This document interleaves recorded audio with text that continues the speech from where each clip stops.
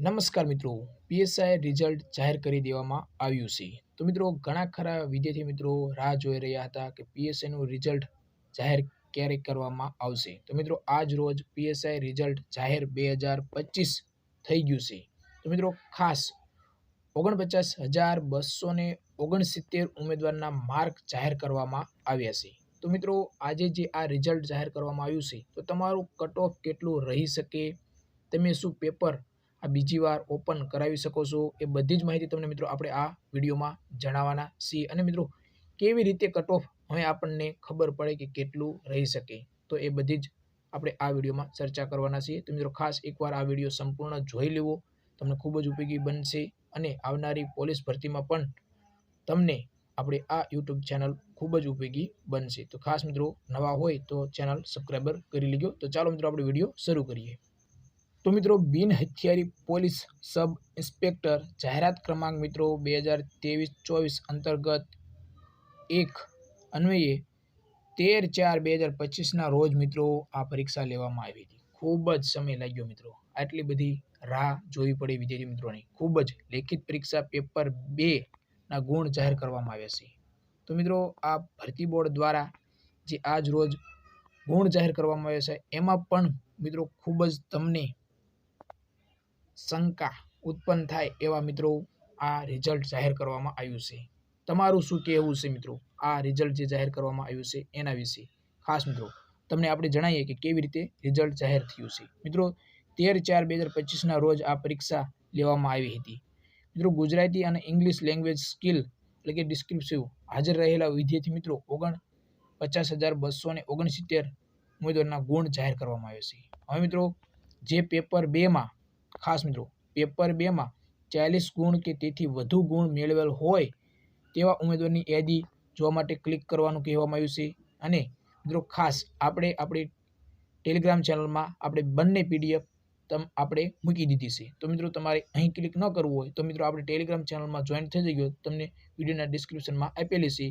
તો ટેલિગ્રામ ચેનલમાં બંને 40 ગુણથી વધારે જે પેપર 2માં છે એની પીડીએફ પણ અલગ છે, અને 40 ગુણથી ઓછા જેને ગુણ છે એની પણ પીડીએફ આપણે મૂકેલી છે. આ બંને એ સૂચના આપવામાં આવેલી છે, એ તમે જોઈ લીધી મિત્રો. હવે મિત્રો જે વિદ્યાર્થી મિત્રોને પેપર પાછું મિત્રો રીચેકિંગ કરાવવું છે તો મિત્રો ફી કેટલી રાખવામાં આવી? 300 રૂપિયા આખી. મિત્રો આટલી બધી ફી તમને શું યોગ્ય લાગે છે? અને આ રીચેકિંગ માટે મિત્રો 15 દિવસ તમને ટાઈમ આપવામાં આવ્યો છે. કેટલો? 15 દિવસ તમને ટાઈમ આપવામાં આવ્યો છે. એટલે કે તમે જે આ 10/1/2026 સુધી ખાસ મિત્રો તમને કહેવામાં શું આવ્યું છે કે શું શું તમારે જોડવાનું છે. તો મિત્રો અહીં તમને કહેવામાં આવ્યું છે કે ડિમાન્ડ ડ્રાફ્ટ, પછી કોલ લેટર ઝેરોક્સ, રીચેકિંગની ફી ખાસ મિત્રો એ અરજી જેમાં ઉમેદવાર પોતાનું પૂરું નામ, confirmation number, roll number, mobile number અવશ્ય દર્શાવવાનું રહેશે. અને 10/1/2026 સુધીમાં રૂબરૂમાં અથવા તો સ્પીડ પોસ્ટ કુરિયર દ્વારા ગુજરાત પોલીસ ભરતી બોર્ડની કચેરી આ તમારે જે એડ્રેસ આપવામાં આવ્યું છે ત્યાં મોકલવાનું રહેશે. ખાસ મિત્રો આ તમારે તારીખ સુધી મોકલવાનું રહેશે. હવે એમને જે ભરતી બોર્ડ દ્વારા આ તમને ખાસ નોંધ આપવામાં આવેલી છે. પરંતુ આપણે મિત્રો એક ચર્ચા કરવાની છે અગત્યની, કે જે આ ભરતી બોર્ડ દ્વારા રિઝલ્ટ જાહેર કરવામાં આવ્યું છે મિત્રો શું આ યોગ્ય છે? આ રોલ નંબર દર્શાવીને શું આ યોગ્ય છે? મિત્રો તમારા મતે શું કહેવું છે? મિત્રો નામ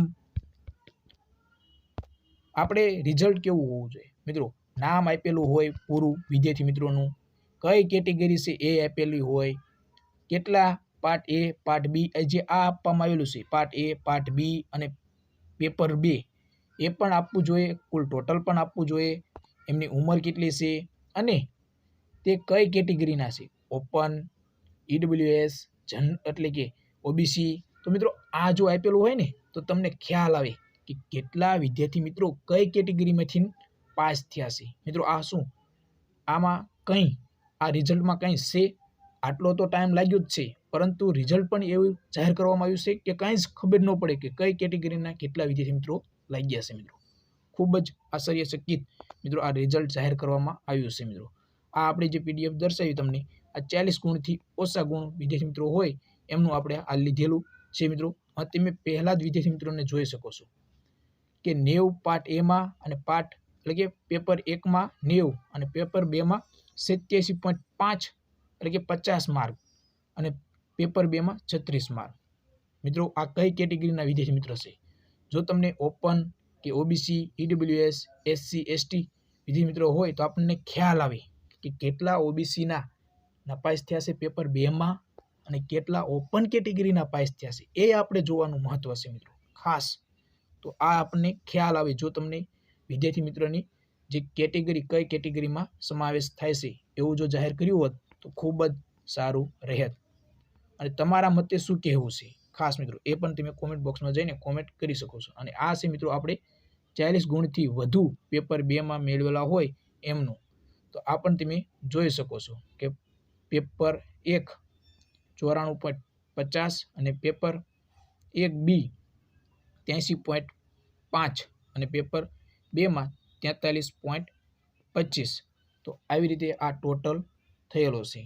મિત્રો આપણે ભરતી બોર્ડ એક આશા એટલે કે ભરતી બોર્ડને એક વિનંતી કે મિત્રો જો ઘણા ખરા વિદ્યાર્થી મિત્રો આમાં કહેશે તો મિત્રો આપણે ભરતી બોર્ડને એક નમ્ર વિનંતી કે મિત્રો એવી રીતે ભરતી બોર્ડ જો જાહેર કર્યું હોત કે એમનું નામ હોય, એમની કેટેગરી હોય, ઉંમર કેટલી છે અને જે આ પેટર્ન આપેલી છે એ પ્રમાણે હોત તો ખૂબ જ સારું રહેત અને આપને ખબર પણ પડે કે કેટલા વિદ્યાર્થી મિત્રો કઈ કેટેગરીમાંથી લાગ્યા છે અને કેટલું કટ ઓફ રહી શકે.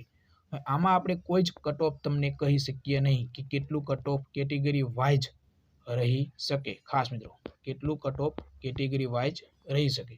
બાકી એક અંદાજ તમે લગાવી શકો કે કેટલા માર્કથી કટ ઓફ રહી શકે, પરંતુ કઈ કેટેગરીનું કેટલું રહેશે એ કોઈ જ અંદાજ આવે નહીં મિત્રો.